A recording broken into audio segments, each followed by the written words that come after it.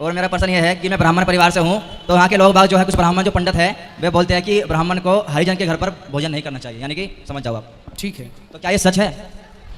देखो ऐसा हमारे जो पितर होते हैं, पितर, तुम कहते हो कि यदि उन्होंने पाप किया किसी मनुष्य ने, वे 84 या योनि में भटक रहे हैं, ठीक है। तो फिर हम उनकी पूजा क्यों कर रहे हैं? क्योंकि वे तो शेर बन गए या कुत्ता बन गए, बिल्ली बन गए। अगर हम उनकी पूजा ना करें तो हमें आके सपने में मारते हैं या फिर डांटते हैं, हमारे काम बिगाड़ते हैं। वे तो शेर बन गए, फिर कौन कर रहा है ये? सभी थोड़ी बन गए।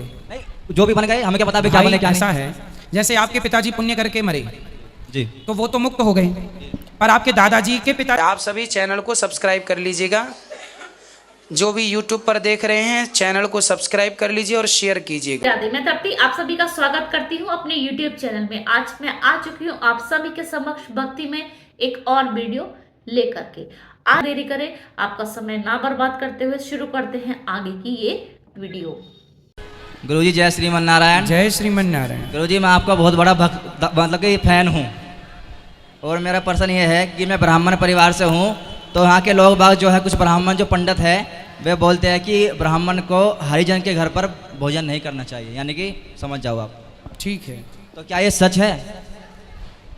देखो ऐसा है, भोजन वहाँ करना चाहिए जहाँ पवित्रता हो। यदि किसी हरिजन के घर में भी यदि पवित्रता है तो आप वहाँ कर सकते हैं। निमंत्रण वाला सर, निमंत्रण वाला नहीं, देखिए ऐसा है, खान पान ना शुद्ध होना चाहिए। हम जात की बात नहीं कर रहे हैं। ब्राह्मण के घर भी मत खाओ। यदि आपको पता चल जाए कि ये मांसाहारी ब्राह्मण है तो ब्राह्मण के घर भी मत खाओ। और यदि ये पता चल जाए कि कोई शूद्र भाई बड़ा सात्विक भगवान का भक्त है तो वहाँ भी आप भोजन कर सकते हैं, कोई दोष नहीं है। भगवान के भक्त के घर अब कोई मांस खाता है, शराब पीता है, भले वो ब्राह्मण है, और आपको भोजन कराए तो वो खाने में तसल्ली नहीं होगी, है ना। भले हमें पता चल जाए कि ये ब्राह्मण मांसाहारी है, हम खुद उसके घर भोजन नहीं करेंगे, है ना। तो भोजन वहाँ हो जहाँ शुद्धता हो। हमें जात से कोई लेना देना नहीं कि आपकी जात क्या है। हमें आपके पवित्रता से मतलब है, आप शुद्ध हैं, आपके हृदय में प्रेम है, आपके हृदय में भगवान से प्रेम है, भगवान के भक्त हैं आप सदा भगवान को भोग लगा के खाते हैं। आज ही हमने कथा में कहा, गजेड़ियों के दोस्त गंजेड़ी होते हैं, शराबियों के शराबी होते हैं, और भक्तों के तो भक्त ही होते हैं। तो वो कोई भी जात का हो, हमें कोई लेना देना नहीं। सर एक सवाल मेरा ये है कि आपने कहा है कि सोच करने के बाद नहाना चाहिए, ठीक है, कथा में, तो शास्त्र में मेरे सुनने में ऐसा है कि रात को तो नहाना नहीं चाहिए सूर्योदय के बाद, क्योंकि गोहत्या लगती है। ना किसने बोला आपको? सर मेरे सुनने में आया, गलत सुना आपने। रात को नहा सकते हैं सोच करने के बाद? बिल्कुल, आधी रात को आप सोच जाएंगे तो नहाएंगे। ये कितनी गलत बातें कौन बताता रहता है? ये सर टीवी में आते हैं, सुरेश पांडे जी, पंडित जी, मैं देखता हूँ, उनकी काल चक्र के नाम से आता है, वे बता रहे थे। सब चक्कर में ना पड़ा करिए, शास्त्रों को खुद उठाइए, खुद पढ़िए। सर जैसे भगवान के 24 अवतार हो गए, अब होगा 24 अवतार बुद्ध, मतलब भगवान का नारायण का, तो इसके बाद इनका अवतार नहीं होगा, क्योंकि त्रेता द्वापर और सतयुग कलयुग चलेगा, फिर बाद में भी कलयुग आएगा ना, तो फिर अंत करने कौन आएगा इसके बाद? अभी तो कल्कि भगवान आएंगे, कल्कि के बाद फिर सतयुग होगा, तो फिर सतयुग में फिर नरसिंह भगवान आएंगे, नरसिंह, फिर त्रेता होगा तो फिर राम जी आएंगे, द्वापर में फिर वही चलेगा। फिर ठीक है जी। जैसे हमारे जो पितर होते हैं, पितर, तुम कहते हो कि यदि उन्होंने पाप किया किसी मनुष्य ने, वे 84 या योनि में भटक रहे हैं, ठीक है, तो फिर हम उनकी पूजा क्यों कर रहे हैं? क्योंकि वे तो शेर बन गए या कुत्ता बन गए, बिल्ली बन गए। अगर हम उनकी पूजा ना करें तो हमें आके सपने में मारते हैं या फिर डांटते हैं, हमारे काम बिगाड़ते हैं। वे तो शेर बन गए, फिर कौन कर रहा है? सभी थोड़ी बन गए। नहीं, जो भी बन गए, हमें क्या पता वे क्या बने क्या नहीं। ऐसा है जैसे आपके पिताजी पुण्य करके मरे जी, तो वो तो मुक्त हो गए, पर आपके दादाजी के पिताजी कोई पाप कर लिया होगा उन्होंने, तो उनकी मुक्ति नहीं हुई, वो पड़े हुए हैं। जरा सा पुण्य मिलेगा तो उनकी सदगति होगी, तो वो पितृलोक में पड़े रहते हैं। कोई हमारे पूर्वज जो होते हैं ना, जरूरी नहीं है कि हमारे पिता, हमारे पिता के पिता के पिता के पिता जो सैकड़ों मर चुके हैं, वो सब पितृलोक में हैं। भाई हम पुण्य करके मरेंगे तो हमारा उद्धार हो जाएगा, पर जरूरी थोड़ी है कि सभी पुण्य करके मरें। तो जो पाप करके मरे हैं उनके लिए आप लोगों को पिंडदान, तर्पण, भागवत जी की पोथी के चलो उनकी भी सदगति हो जाए, चूंकि हमारे पूर्वज हैं।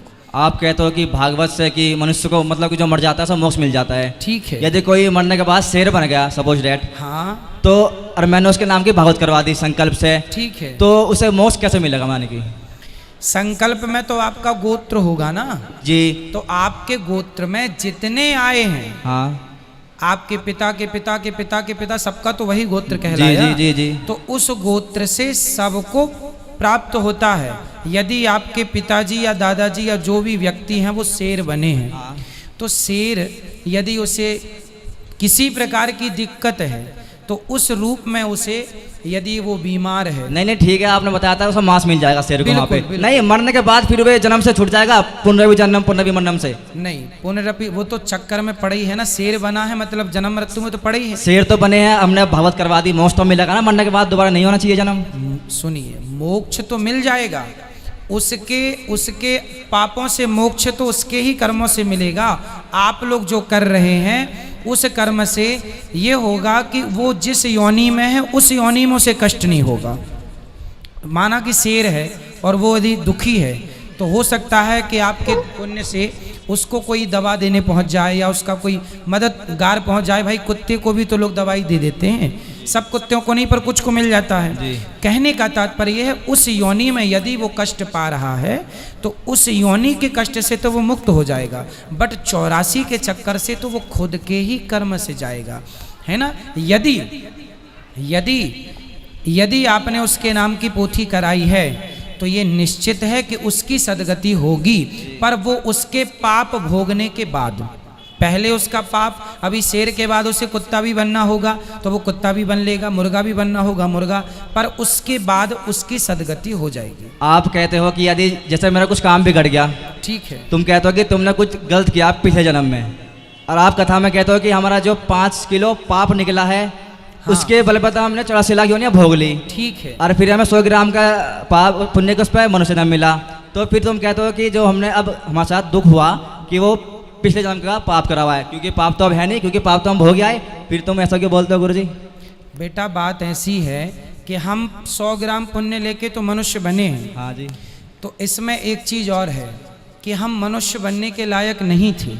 एक चीज़ और समझनी पड़ेगी कि जैसे 100 में से 33 नंबर चाहिए पास होने को जी, किसी के 31 नंबर आए जी, तो 2 नंबर का मास्टर जी ग्रेस देते हैं अपनी ओर से जी, और पास कर देते हैं। उसी प्रकार जी, जी, हम 100 ग्राम पुण्य किए जरूर हैं, पर उस पुण्य के बल पे हमें मनुष्य का शरीर नहीं मिलता। वो तो भगवान की कृपा करके वो अपनी तरफ से कृपा का ग्रेस जोड़ के और हमें मनुष्य का शरीर दे देते हैं। और फिर जो 100 ग्राम पुण्य है तो केवल पुण्य नहीं, हमने जो पाप किया ना 5 किलो, वो सारे पाप भोगने में नहीं आते, कुछ कुछ बच जाते हैं। वो बचे हुए पाप हमें यहाँ प्राप्त, जैसे पितामह भीष्म जी, पितामह भीष्म ने एक सांप को कांटों के ढेर में फेंक दिया, जी बिल्कुल, तो उन्हें बाणों की सैया पे लेटना पड़ा। कुछ पाप ऐसे हैं कुछ पाप ऐसे हैं कि चलो आपको शेर बना के भोगा दिया, हाथी बना के भोग, पर कुछ पाप ऐसे हैं कि आपको मनुष्य के रूप में ही भोगना पड़ेगा। तो वो पाप बचा के रख देते हैं यमराज जी के, भाई ये तो पाप आप जाओ 84 का चक्कर काटो, पर कुछ पाप हैं जो मनुष्य बन के भोगना पड़ेगा, जो आपने किए हैं जानकर, वो पाप ये लो। यदि कोई व्यक्ति गुरु ना बनाए तो उसका मोक्ष नहीं होगा, चाहे वो कितना ही पुण्य करे फिर धरती पर। रामचरितमानस में लिखा है, गुरु विन भव निधि तरय न कोई, जो विरंची शंकर भगवान शंकर भी आ जाएं। हनुमान जी तो थे ना, जी जी शंकर जी जी जी, तो हनुमान जी को भी गुरु बनाना पड़ा। राम तो साक्षात भगवान थे, पर फिर भी वशिष्ठ जी को गुरु बनाना पड़ा। तो साक्षात भगवान ही धरती पे क्यों ना हो, बिना गुरु के उनका भी काम नहीं चलेगा। गुरु जो है, जैसे मैं 50 साल का हूँ सपोज डैट, तो मैं किसी 15 साल के को गुरु बना सकता हूँ, अपने छोटे को। गुरु उम्र से नहीं होता बेटा, गुरु ज्ञान से। जिसके अंदर ज्ञान है उसकी उम्र नहीं देखी जाएगी कि उम्र से छोटा है। जी जी, जो बल से बड़ा होता है उसे बलवान कहते हैं, जो धन से बड़ा होता है उसे धनवान कहते हैं, पर जो ज्ञान से बड़ा होता है वो सबसे बड़ा होता है। इसलिए ज्ञानी सर्वत्र पूज्य है। बोलो बोलो बेटा, बोलो बोलो। एक गुरु जी लास्ट, आप हाँ। कहते हो कि नारायण कवच पढ़े करो। हाँ। गुरु जी मेरी आपसे रिक्वेस्ट है, हाथ जोड़कर उस पर एक वीडियो बनाओ आप नारायण कवच के लिए, क्योंकि मैं आपकी संस्कृत देख देख के बोलना सीख गया हूँ बढ़िया। अब भी मैं श्लोक भागवत की सुना सकता हूँ आपको, जो आप बोलते हो कथा में। ठीक है, हम श्लोक नारायण कवच पूरा हम आपको हाँ जी हाँ जी, एक वीडियो बनाना यूट्यूब पर सर, पाठ जरूर करेंगे। बिल्कुल। जय श्रीमन नारायण। जय श्रीमन नारायण। दोस्तों कैसी लगी आपको आज की मेरी वीडियो? अगर आपको ये वीडियो पसंद आई हो तो आप मेरे चैनल पर इसी तरीके से बने रहिए। और हाँ, कमेंट सेक्शन में आज मुझे जरूर बताइए कि आपको इस वीडियो से क्या शिक्षा मिली है। तो इसी तरीके की वीडियो के साथ मैं फिर हाजिर होंगी, लेकिन उससे पहले आज आपको कमेंट सेक्शन में लिखना होगा जय श्रीमन नारायण।